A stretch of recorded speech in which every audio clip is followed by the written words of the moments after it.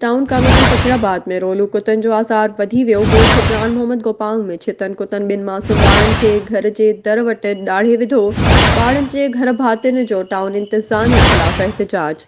तारके कोट डीजीजे ॿियो number town फ़खीराबाद में कुता मार मुकम्मल नाकाम थी वई। जाली बिलनि जी मद में लखे रुपया हड़प कया विया। ॻोठ जान मोहम्मद गोपांग में छितनि कुतनि ॿिनि मासूम ॿारनि जंहिंमें आतिफ़ हसन वल्द अल्ताफ़ हुसैन गोपांग ऐं सोनू वल्द अता हुसैन गोपांग खे घर ॿाहिरां रांदि खेॾंदे छितनि कुतनि ॾाढ़े विधो।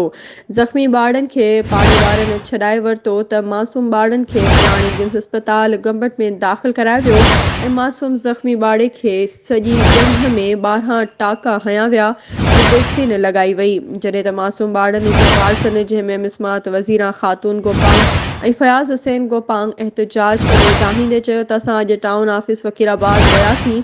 अमले जी गैर इख़लाक़ी रवैये सबबि असांखे ऑफिस मां ॿाहिरि कढियो वियो। हुननि वधीक चयो त टाउन ऑफिसर या अमले जी कंहिं बि माण्हू असां सां राब्तो नाहे कयो।